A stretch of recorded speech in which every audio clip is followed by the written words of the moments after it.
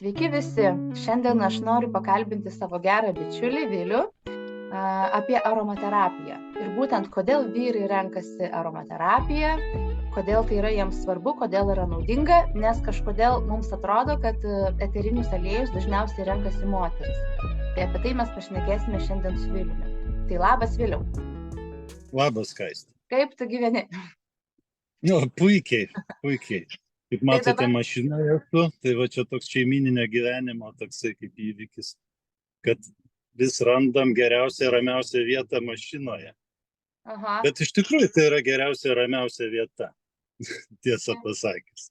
Tai va, labai įdomu, kad Vilius dabar gyvena Australijoje ir mus skiria tikrai nemaža laiko atkarpa. Pas mus rytas, pas Vilių vakaras, bet dar smagu, kad dar yra nesutemę. Ar ne? Tai Viliau, papasako, kaip tu atėjai iki tų eterinių aliejų, kaip tu pradėjai jais domėtis ir, nes aš žinau, kad tu esi baigęs biologiją, holistinę Taip. mediciną. Papasakok apie tai. Ir keletą kursų baigiau natūralios medicinos. Ir ten jau buvo mano toks eterinio aliejų užtvirtinimas apie jų medicininį poveikį, apie jų, žodžiu, daugiau profesionaliau. Bet jau aš 10 metų maždaug esu, kaip galima pasakyti, eterinio aliejų pasaulyje ir naudoju juos kasdien.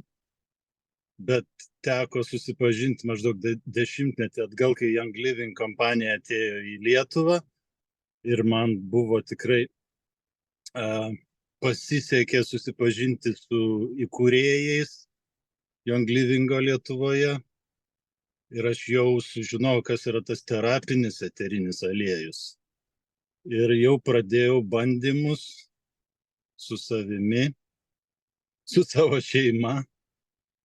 Tai tiek, tai jau beveik 10 metus, taip. Taip, tai yra tikrai vyrų reikalas, ane, kai pagalvoji istoriškai. Dabar čia atrodo viskas atvirkščiai, kad vien moteris naudoja, bet istoriškai pažiūrėjus, tai labai vyriškas sritis. Taip, iš tikrųjų, ir kiek teko domėtis tą istoriją eterinių aliejų, tarkim, net Napoleonas Bonapartas, jisai sužinojęs, pabandęs kvepalus, man rodos iš neroli augalo, ant tiek buvo sužavėtas, ant tiek gerai jautės ir drąsiai, kad užsisakė apie 160 butelių, ten tais laikais buvo milžiniški pinigai, savo, visam gyvenimui. Geras, labai įdomu, nežinau šito. Ir toliau, jau nuo 19-20 amžiui kažkur jau prasidėjo, dėl tas buvo didžiulis tarpsnis, kai jau atsirado tie antibiotikai, kai medicina klasikinė pradėjo kilti. Tai buvo toks laikotarpis, kad visi užmiršo, galvoja, kad ta sintetika yra daug geriau už natūralų dalyką, daug efektyviau. Bet pasirodo, taip neįvyko, vis tiek teko grįžti prie natūralumo. Ir jau 19-20 amžiuje vėl pradėjo atsigauti aromaterapija. Ir Europoje, tarp kitko, yra netgi vyras, kuris vadinamas aromaterapijos tėvu, žodžiu, tas 19 amžiui Gatefose, gyvenantis Prancūzijoje, mokslininkas. Žodžiu, aplink aromaterapiją tai iš tikrųjų labai daug mokslininkų ir žymybių ir lyderių pasaulyje. Nuostabu. O sakyk, ką tu šiandien jau panaudoji iš eterinio aliejų? Kur tu naudoji savo buityje ir kasdienybėje juos? Iš tikrųjų, šiuo momentu mano gyvenime daug streso. Ne tik mano gyvenime, čia tai faktas. Tai eteriniai aliejai man padeda, žodžiu, subalansuoti tą visą psichologinę būseną. Jie puikiai tai daro ir man pavyksta. Tai aš naudoju, garinu juos kažkokiam tai fokusui, kažkokiam tai nusiraminimui, miego pagerinimui. Na ir žinoma, kai jau išbandai natūralų dalyką, niekada jau nebenaudosi sintetinių kvepalų. Tai aš naudoju kažkokiems tai, žodžiu, netgi pats pasidarau barzdos aliejų ar tepu plaukus stiprinančius, kad nenuplikčiau. Ir beveik visur, netgi namų apyvokoje, žodžiu, kai plaunu kažką, valau, visą laiką įpilu keletą lašų aliejaus. Tarkim, kokio nors eukalipto, ar citrinos, ar citronelos. Visą laiką sugalvoju, kaip sakoma. Super. O ką šiandien panaudoji? Ką šiandien turi su savim gal? Vas žinai, vis tik Valor, aš jį nešiojuosi visur ir visada, ir jisai mane labai sufokusuoja. Ir padeda tiesiog kiekvienoj gyvenimiškoj situacijai. Jisai ne tik yra toks padrasinantis, sukoncentruojantis, bet matyti tie poveikiai yra iš tikrųjų labai platus spektras. Aš jį labai vertinu ir visada turiu su savimi. Tai parodyk. Taip. Aš tai va parodysiu, kol tu susirasi, aš irgi turiu Valor. Įrodymas. Ar matosi? Blūrą deda, nerodo. Nu, žodžiu, ir aš turiu. Taip. Ir kvapas labai geras, ne? Labai geras. Taip, nuostabus ir tarp kito, kaip minėjau, istoriškai, kad karininkai senovės Romoje, būtent karininkai, nes jie galėjo sau leisti visą, tai turtingi žmonės, lyderiai, naudojo tai įvairiomis progomis. Šitas, kiek aš žinau, šitas mišinys yra sukurtas pagal būtent tuos istorinius netgi receptus. Taip. Tai va, taip nuostabu. Labai nuostabu. Ir žinai, dar aš galvoju, o kodėl tu norėtum pakviesti kitus vyrus irgi naudoti eterinius aliejus? Kaip manai? Ką jie praranda, kad jų nenaudoja?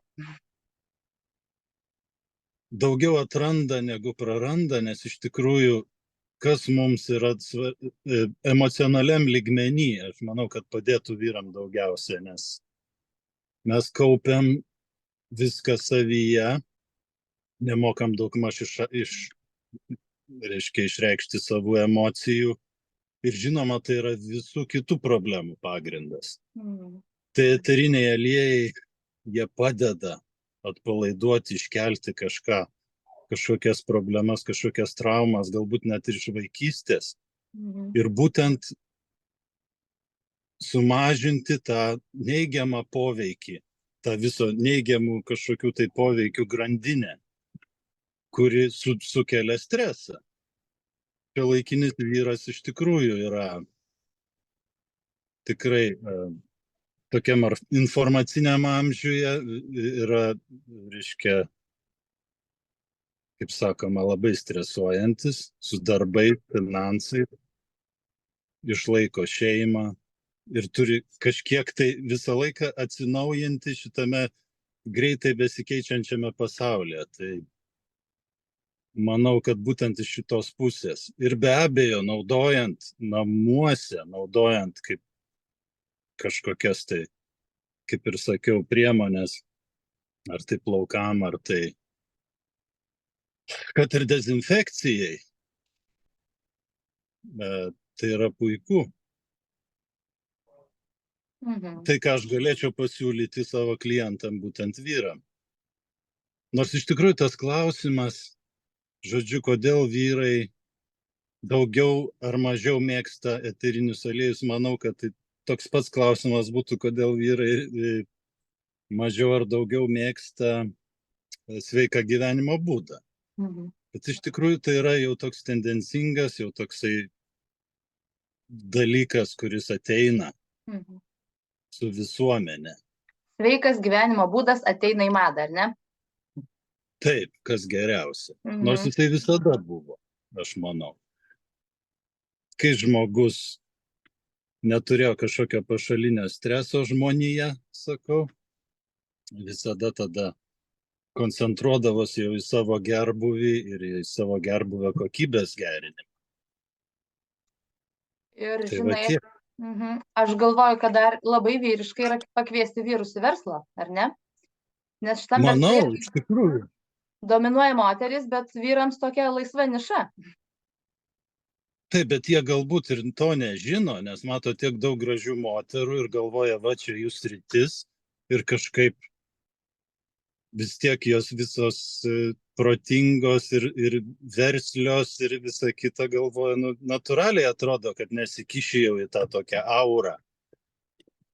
Bet iš tikrųjų, o kodėlgi ne, tai tiesiog taip susiklostė, kad moterų daugiau šitame versle, galbūt tai ir siejamasi daugiau su grožiu, su parfumerija, su kosmetika.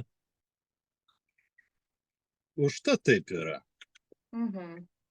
Bet tai tiesiog va taip natūraliai įvyko. Ir kodėl vyrai daugiau galbūt per verslo prizmę, žinoma, kad aš manau, kad turėtų pasirinkti. Nes tai yra labai, manau, daug žadantis verslas Mhm. į ateitį. Daug žadantis, prasmingas, gera veikla, tikrai. O dar Teisingai. papasako, kodėl tu būtent Young Livingą pasirinkai, nes tu jau daug esi išbandęs, ane, daug firmų, Teisingai.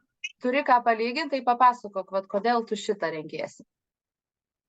Matyt, pameni, kai aš tau pasakau, kad aš jau trečią kartą grįžtu prie to pačio, kaip sakant. Vis tiek buvo va, mano emigracijos tas laikotarpis, daug sumaišties, viso kito, taip gavosi, kad aš, reiškia, nuo to verslo šiek tiek buvau atsitraukęs, bet visada naudodavau eterinius aliejus. Vienu momentu man jie baigėsi ir kažkaip nežinau, nei kaip čia juos gauti Australijoje. Tiesiog neturėjau laiko.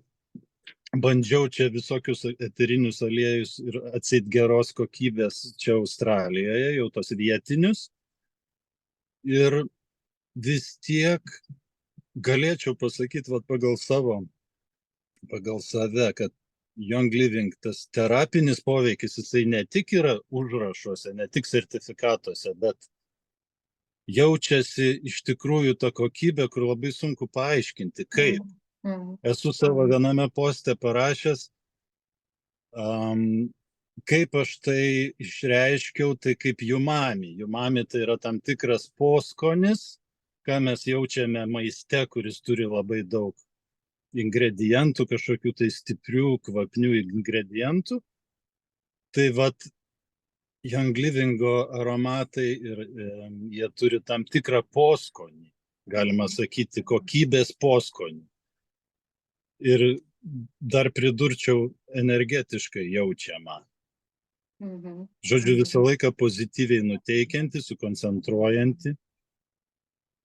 Tiek galėčiau pasakyti, kad matyt ne veltui, kad grįžti prie geriausio produkto, kad ir pasaulyje, aš daugiau nieko nežinau. Kitų firmų galbūt neminėsiu jų pavadinimų ir sakoma, nereklamuosiu. Man teko iš tikrųjų šnekėti praeitą savaitę su kolega. Jisai yra iš Azijos šalių, jisai konkrečiai yra iš Indonezijos, virtuvės šefas. Jisai sako, va mačiau, kad tu užsiemi tais aliejais. Mano mama taip pat užsiema, pasakė tą firmą, pakankamai žinoma, bet sako, aš manau, kad tavieji yra geresni. Ir aš sakau, nu taip. Bet ir įdomu būtų dar susitikti paklausti, kodėl jisai taip pagalvoja. Galbūt ta būsena mano postuose persiduoda kartu su ta pačia kokybė, su ta pačia energija. Tu jam pasiūlyk arba duok 2 ml kokį buteliuką dovanų. Tai pajaus. Taip, būtinai, mes susitinkam jau už poros dienų. Jisai domisi šiuo metu kopaiba ir žino, kas tai yra. Mūsų kopaiba yra nuostabi rūšis ir nuostabi kokybė, kurią galima vartoti net į vidų ir rekomenduojama vartoti kaip papildą į vidų. Tai tiek. Bus daug malonių pokalbių ir potyrių. Labai įdomu. Aš dar norėjau trumpai pasakyti, kad Vilius taip apie tos poskonius šneka, nes jis yra sertifikuotas austrių specialistas ir būsimas austrių someljė. Tai šitas rytis irgi jam nesvetima. Egzaminas jau už poros dienų. Visokie poskoniai. Tai sėkmės tavo egzamine. Ačiū. Ir aš dar pabaigai norėjau Valoras pasakyti. bus su manim. Būtinai. Aš dar pabaigai norėjau pasakyti vyrams receptuką. Vat ką daryti, kai sunku emociškai atsivert, ane? Kai galbūt tu nori pakalbėti su žmona ar su kažkuo, išsikalbėti, kas tau guli ant širdies, bet negali atsivert. Tai nuostabus derinys yra pipirmėtė kartu su levanda, aišku, terapinės kokybės, nes pipirmėtė padeda iškelti į paviršių emocijas, o levanda yra atviros komunikacijos aromatas, padeda iš širdies pasidalinti, ką tu iš tikrųjų jauti, ką nori pasakyti. Tai va, Inga, mano draugė, dalinosi, kad kai garino namie šitą derinį, labai jos vyras atsivėrė ir labai nuoširdžiai pakalbėjo ir tai buvo ne vieną kartą, taip kad tai nėra atsitiktinumas.